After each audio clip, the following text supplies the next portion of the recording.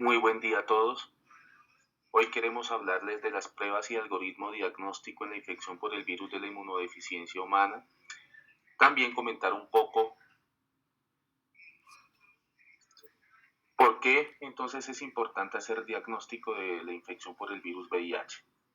Primero porque estamos hablando de una de las enfermedades que ha sido más caótica para la humanidad, que ha causado también sin duda alguna una gran pérdida de vidas humanas.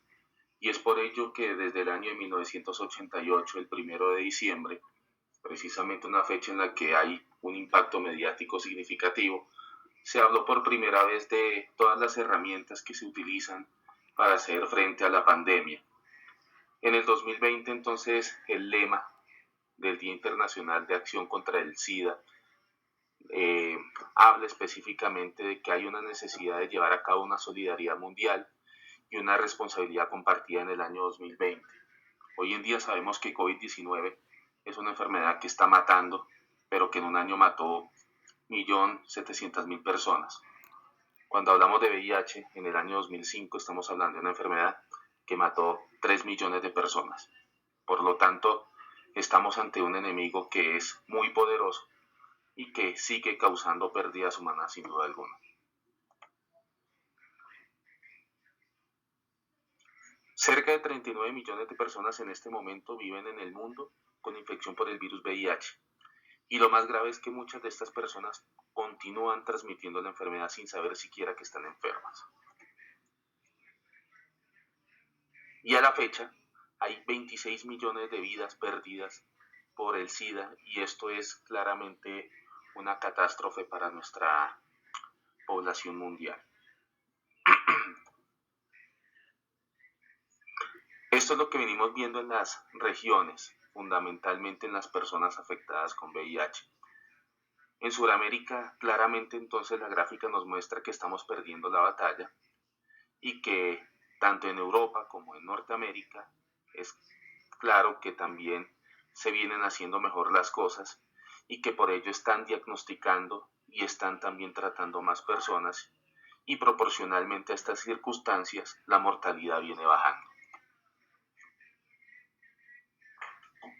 En Colombia tenemos entonces una prevalencia que es significativa de infección por virus VIH y siguen siendo las poblaciones, digamos que más vulnerables las que se están infectando y están muriendo. Tenemos promedios de edad de infecciones de 39.3 años. Infortunadamente el diagnóstico casi que en la mitad de los casos suele ser muy tardío cuando los pacientes tienen una peor, digamos que carga pronóstica. También tenemos aún infortunadamente diagnóstico en mujeres gestantes y pues una alta tasa de mortalidad. Claramente también sabemos que la prevalencia entonces va a continuar siendo elevada mientras no hagamos lo que necesitamos hacer para disminuir las tasas de propagación y para ello es fundamental detectar nuevos casos. El cálculo en este momento en Colombia habla de que hay cerca de 123.000 personas viviendo con VIH o SIDA en el país y seguramente estos datos se verán entonces más afectados con eh, la visita frecuente que tenemos de personas venezolanas que están habitando en este momento en el país.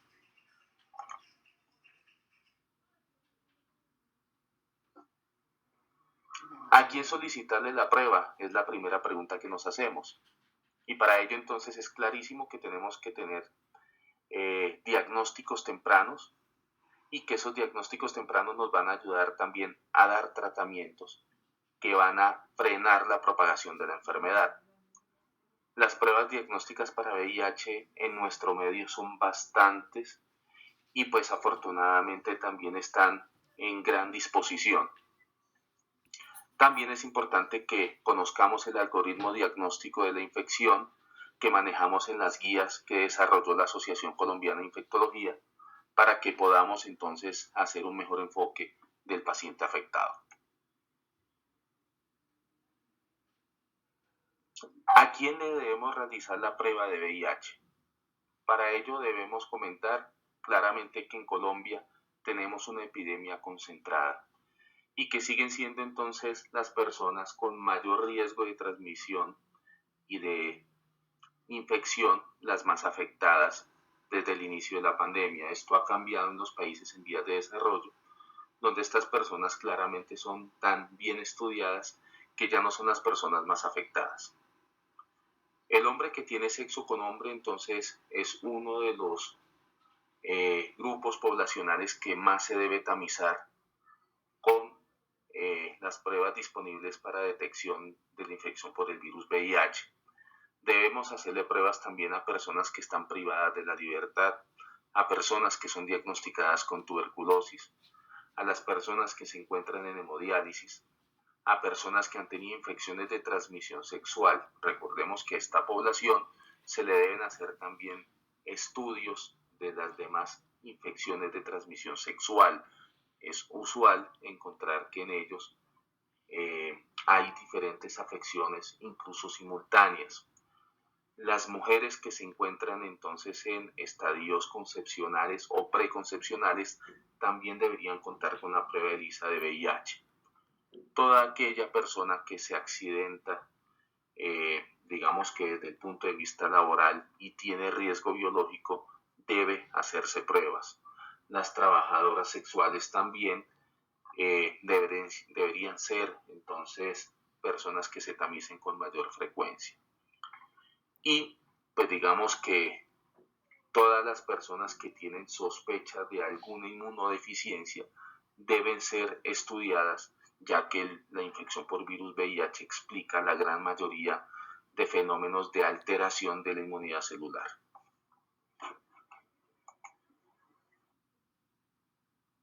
¿Cómo vamos a hacer diagnóstico de la infección por el virus VIH? Existen entonces múltiples pruebas que, pues en realidad afortunadamente un buen porcentaje de ellas se encuentran disponibles en nuestro medio. Hay algunas que aún no tenemos disponibles en nuestro país, como las pruebas rápidas de detección de saliva, oral quick en realidad, pero pues digamos que tenemos pruebas diagnósticas rápidas por método de ELISA que son bastante sencillas de realizar y que pues también se encuentran con frecuencia a la mano de la gran mayoría de personas que quiera hacerse las pruebas. Hablando entonces de los métodos de detección, tenemos métodos directos en donde vamos a hacer la evaluación del virus directamente, ya sea porque hagamos detección de fracciones antigénicas o porque podamos detectar directamente el genoma viral, o con métodos indirectos en los cuales lo que vamos a llevar a cabo es la detección de la presencia de anticuerpos específicos contra el virus VIH. La gran mayoría de test rápidos se encuentran en este tipo de elementos. También usamos inmunofluorescencia indirecta para hacer la detección también de los anticuerpos que son dirigidos en contra del virus VIH. Estas pruebas tienen, digamos que algunas dificultades porque dependen mucho de personal calificado para que sean óptimas y pues en realidad son pruebas que en este momento han sido desplazadas también por los métodos de ELISA. El Western Blot es una de las pruebas confirmatorias que se mencionan por excelencia, que tal vez en las nuevas guías colombianas prefieren utilizarlo bajo otras circunstancias de dificultad diagnóstica o de confirmación con pruebas de ELISA.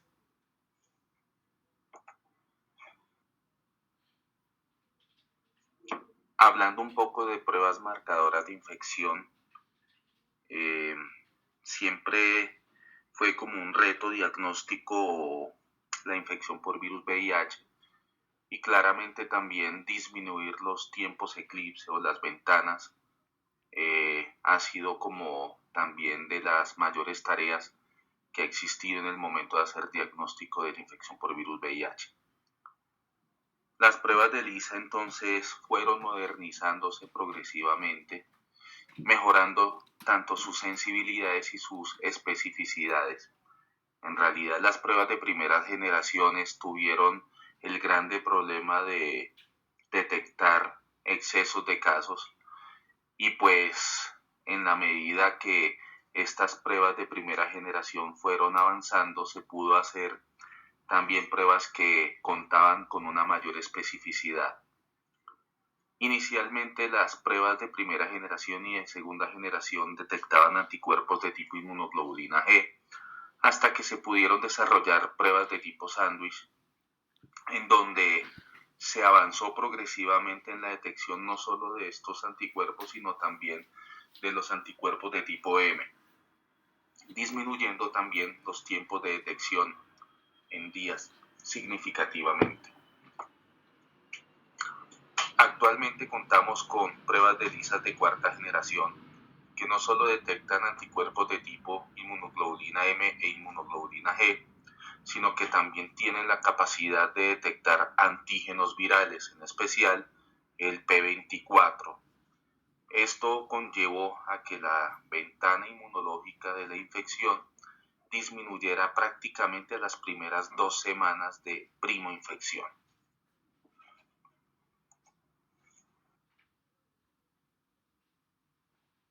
¿Qué ventajas tenemos entonces con las pruebas existentes en la actualidad para hacer diagnóstico de infección de virus VIH? La gran mayoría de ellas son pruebas que normalmente tienen excelentes sensibilidades y especificidades. Tenemos algunas diferencias con respecto a los costos y en cuanto a las facilidades que hay para hacer, digamos que, la operación de cada una de ellas.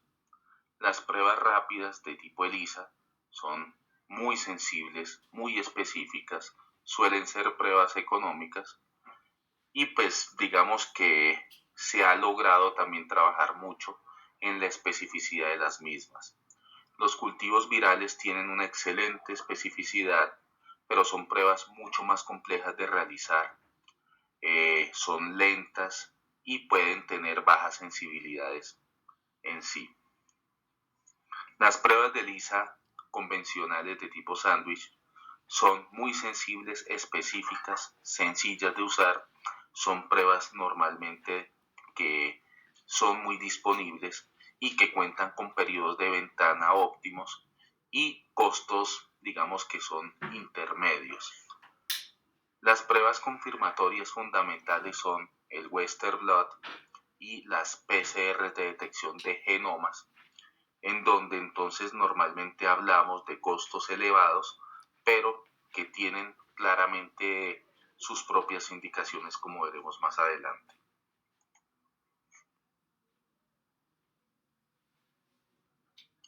Con respecto a las pruebas rápidas, que tienen entonces técnicas de inmunocromatografía, tienen la capacidad de hacer detección de anticuerpos tanto para el virus VIH tipo 1 y tipo 2. Normalmente no detectamos componentes virales con estas pruebas. Son normalmente métodos cualitativos indirectos, como vimos previamente, en las cuales vamos a hacer la detección de inmunoglobulinas de tipo G o tipo M, dependiendo de digamos que del tipo de prueba que usemos fundamentalmente. En nuestro medio, normalmente vamos a tener la capacidad de detectar tanto inmunoglobulinas G como inmunoglobulinas M. Con las pruebas de ELISA sucede algo muy similar. Tenemos la posibilidad de hacer detección de anticuerpos tanto del VIH tipo 1 como del VIH tipo 2. Tampoco detectamos componentes virales con estas pruebas. Normalmente entonces tenemos la capacidad de hacer de detección de antígenos con dobles anticuerpos, que es el fundamento principal de las pruebas sándwich en un solo plan.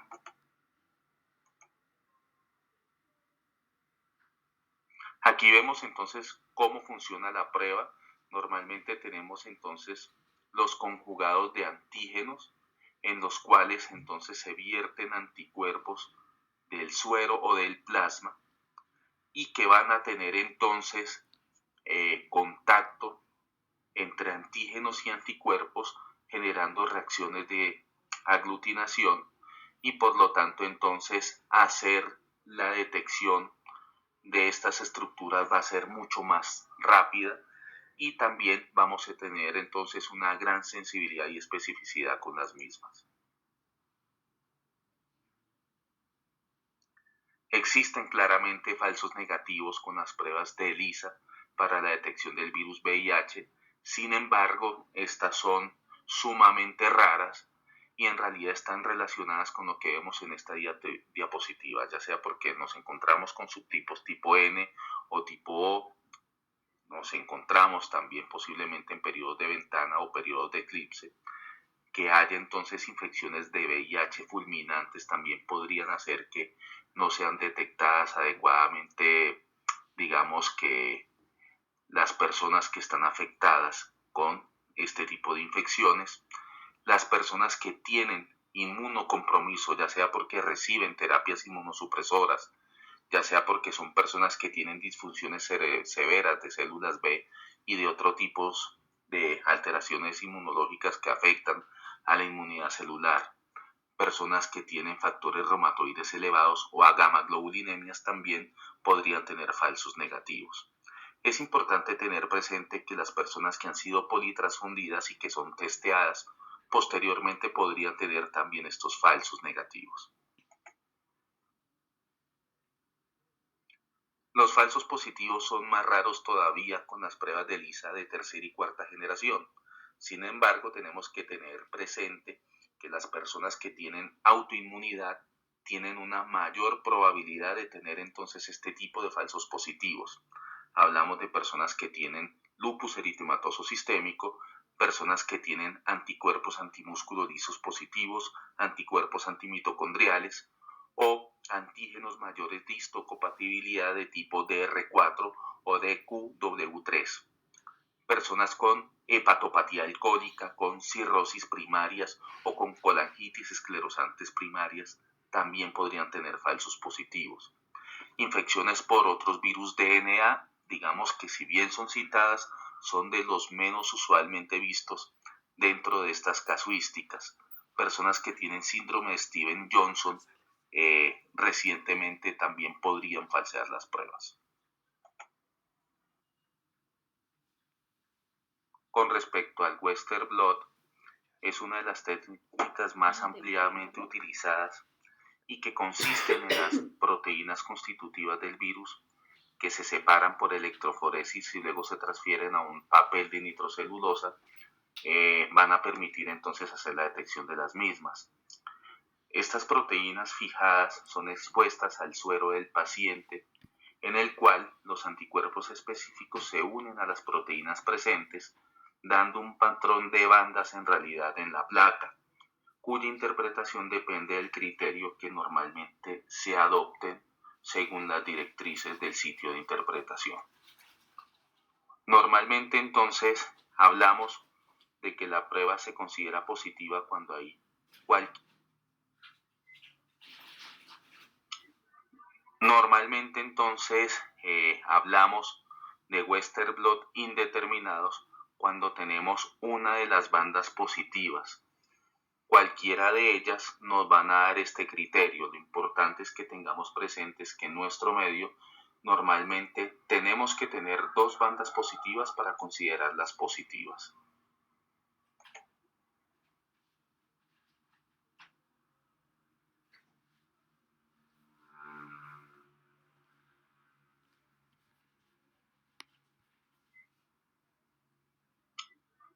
Normalmente entonces hablamos de Western blot indeterminados cuando tenemos una de las bandas positivas.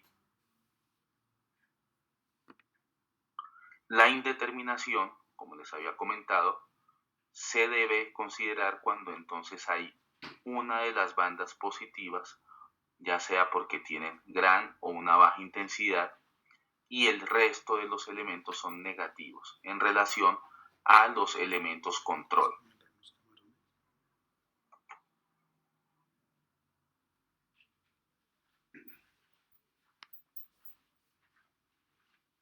La indeterminación, como les había comentado, se debe considerar cuando entonces hay una de las bandas positivas, ya sea porque tienen gran o con respecto a la detección del RNA viral, normalmente son pruebas confirmatorias que a mi modo de ver son bastante útiles, ya que no solo nos permiten hacer la confirmación diagnóstica, sino también nos permiten llevar a cabo estadiaje. Existen diferentes técnicas en nuestro medio, tal vez la más usada de todas es el test de Amplicor, en la cual entonces vamos a hacer también detecciones de porcentajes y también de cuantías de elementos virales.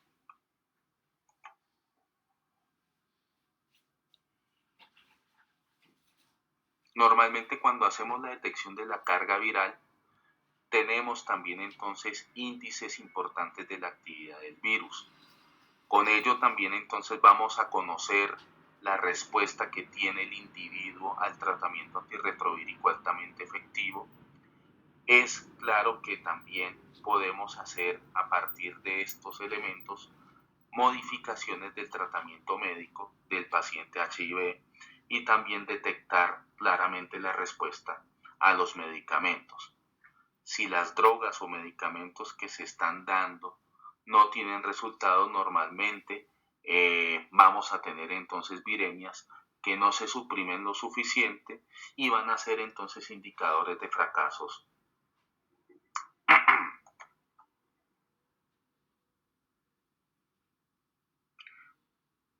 Los tamizajes serológicos entonces normalmente se hacen con pruebas de ELISA. En nuestro medio se llevan a cabo con pruebas de tercera generación y de cuarta generación. Y pues digamos que estos son los elementos algorítmicos que previamente se usaban, en donde la detección se hacía con pruebas de ELISA y posteriormente se hacían confirmaciones con Western blot. Normalmente esto se hacía de esta forma porque las pruebas de ELISA tenían problemas de especificidad significativos cuando se hacían pruebas de primera y de segunda generación. Hoy por hoy, con las pruebas de ELISA de tercera generación y de cuarta generación, es menos probable que nos encontremos ante falsos positivos y falsos negativos en la detección de los pacientes que están siendo objeto de estudio. Por lo tanto, los Western blot, como veremos más adelante, tienen otro tipo de indicaciones en casos de una mayor complejidad.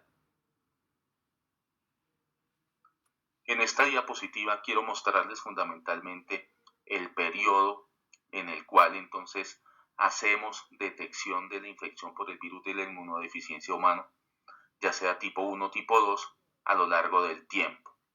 Sabemos entonces que la gran mayoría de ventanas inmunológicas o de periodos de eclipse han disminuido significativamente con las pruebas de ELISA de cuarta generación, de manera que cada vez es más usual que podamos incluso detectar los síndromes retrovirales agudos con pruebas de ELISA de cuarta generación.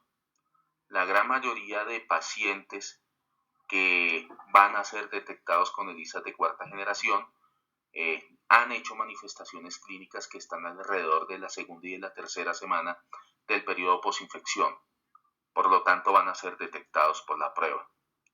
Existen situaciones puntuales en las cuales el paciente tiene entonces manifestaciones de un síndrome retrovírico agudo que se podría presentar de una forma muy temprana y por tanto entonces en este tipo de individuos sí se debería hacer detección con determinación de cargas virales como vemos en la gráfica.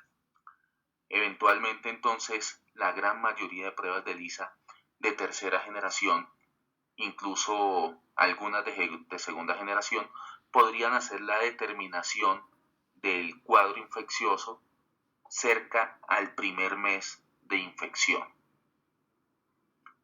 También es claro que la gran mayoría de veces los pacientes que se encuentran en estudio por infección retrovírica se encuentran en fases crónicas de la enfermedad.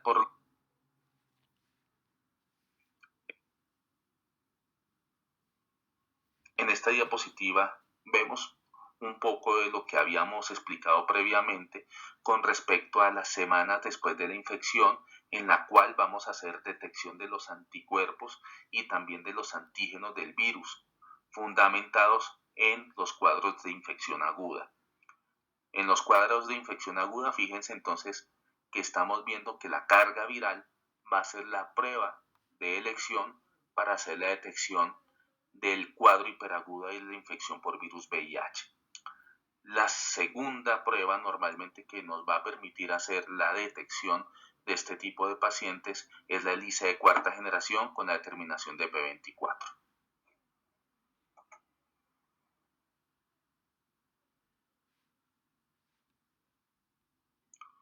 Estos entonces son cribados de cómo hacíamos la confirmación diagnóstica previamente, con sensibilidades y especificidades del 90 y 99% respectivamente.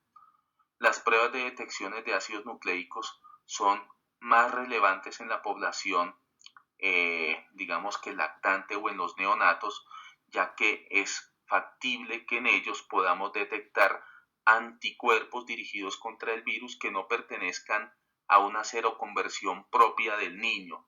Es decir, él no se encuentra enfermo, pero tiene los anticuerpos maternos que podrían ser detectados de forma errónea como un falso positivo en estas circunstancias.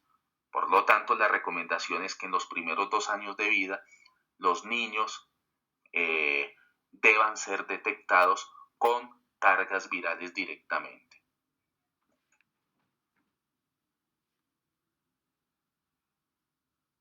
En la gestante, normalmente, la detección de infección por virus VIH tiene como finalidad evitar la transmisión vertical, ya que, como vimos entonces en el año 2005, cerca de 3.1 millones de muertes afectaron a la población humana. Pero lo más triste y lo más dramático fue que cerca de 570.000 de esas muertes fueron en niños, algo que no es completamente válido y que es poco comprensible en pleno siglo XXI. Normalmente entonces es por ello que se debe hacer una mayor detección en las gestantes y se debe evitar a toda costa la transmisión materno-fetal. Por tanto, se debe llevar a cabo, sin excepción, las pruebas de ELISA de VIH con las asesorías en nuestro medio para la detección y pruebas de tamizaje. Adicionalmente, se deben repetir las pruebas en el tercer trimestre cuando hay factores de riesgo en nuestro medio. En realidad se hace generalizadamente y hay algunos países en donde incluso se solicita hacer las pruebas de detección durante el segundo trimestre de la gestación. En mujeres que se presentan en trabajo de parto y no tienen las pruebas, siempre se debe hacer tamizaje antes de ofrecer una vía de parto.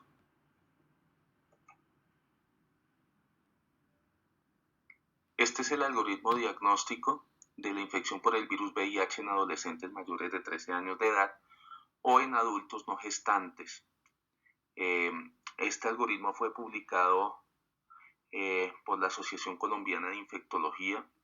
Es un algoritmo que puso a nivel de los primeros centros de atención médica el diagnóstico de la infección por el virus VIH. Aquí entonces fundamentalmente hablamos de una prueba presuntiva, hablamos de una segunda prueba y hablamos de una tercera prueba. Cuando hablamos entonces de una primera prueba presuntiva, normalmente tenemos dos opciones y es que la prueba sea negativa o que sea positiva. La prueba negativa nos permite excluir el diagnóstico de infección por virus de inmunodeficiencia humana, mientras que si la prueba es positiva, tenemos que hacer una segunda prueba. Aquí hay un factor de confusión bastante importante que hemos visto en los estudiantes de pregrado de medicina e incluso también en algunos médicos de atención primaria, y es que cuando hablan de que la segunda prueba debe tener entonces una tecnología diferente a la primera, normalmente caemos en el error de que si hicimos una ELISA de cuarta generación, en algunas circunstancias nos bajamos a una prueba de tercera generación. Esto nos va a hacer caer en errores porque es diferente la sensibilidad y la especificidad en estas pruebas. Aquí lo que nos están diciendo es que si tenemos entonces una prueba presuntiva que fue de tercera generación, deberíamos hacer cuarta generación. Si hacemos cuarta generación, es claro que tenemos que hacer también nuevamente cuarta generación. Una segunda prueba, entonces positiva, nos permite hacer la confirmación y nos pone a notificar a un paciente afectado como cero convertido. En el caso de que esta segunda prueba sea negativa, sí vamos a hablar de que hay entonces ya sea una confirmación con la prueba positiva o un descarte del caso si la prueba es negativa, o repetir algoritmos diagnósticos en caso de que las pruebas sean indeterminadas o no concluyentes. Hablamos entonces de que las pruebas carga viral en especial es positiva. En la mujer gestante es un poco más compleja la situación y aquí es muy importante que tengamos presentes que debemos evitar la transmisión fetal a toda costa. Si nosotros tenemos una gestante que tiene entonces una prueba diagnóstica positiva, estamos autorizados en iniciar terapia antirretroviral. Eventualmente, si tenemos la facilidad de hacerle seguimiento a esas maternas, podríamos esperar hasta la segunda prueba para hacer entonces inicio de tratamiento antirretroviral. Lo que se recomienda normalmente es que las maternas tengan tratamiento antirretroviral lo más temprano posible, ojalá antes de la semana 24 de la gestación. Si la segunda prueba es no reactiva, el diagnóstico es no concluyente, de manera que lo que debemos hacer es solicitar una tercera prueba que podría ser entonces una carga viral del virus VIH. Aquí entonces los escenarios posibles es tener prueba positiva que confirmaría entonces el diagnóstico, tener una prueba negativa que permitiría entonces descartar la enfermedad o tener una prueba no concluyente en la cual deberíamos hacer una cuarta prueba que debería ser Western blot, que en caso de ser positiva nos indicaría que debemos mantener el protocolo de prevención que habíamos iniciado previamente con terapia antirretroviral. Si se encuentra negativa, entonces podríamos suspender el tratamiento y descartar la enfermedad. Y si se trata de indeterminado, entonces en ese tipo de circunstancias debemos mantener el protocolo de prevención con tratamiento antirretrovírico y repetir el algoritmo en un mes. Estos pacientes también idealmente deben ser seguidos por un especialista en infectología o por un médico experto en infección por virus VIH.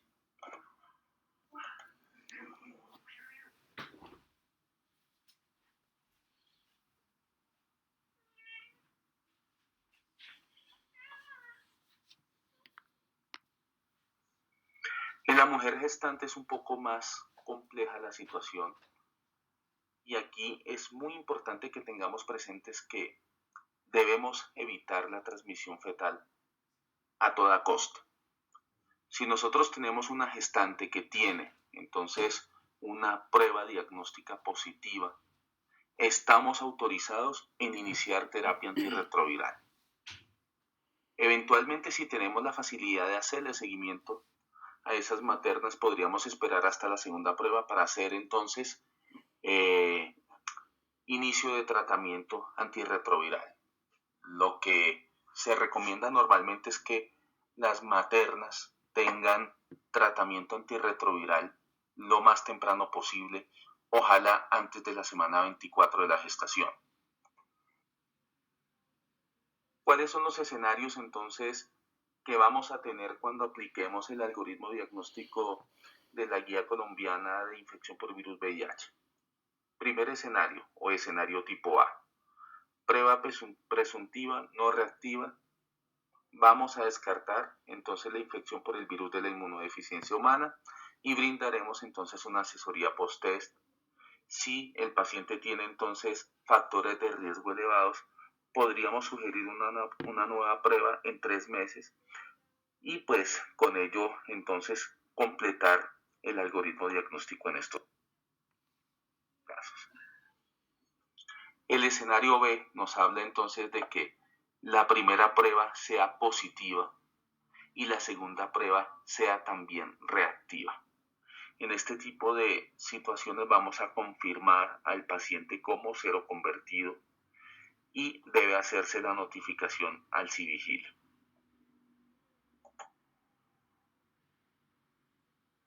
Escenario C. Primera prueba positiva, segunda prueba negativa, debemos hacer una tercera prueba. Si la tercera prueba es positiva, vamos a hacer confirmación de infección por el virus VIH.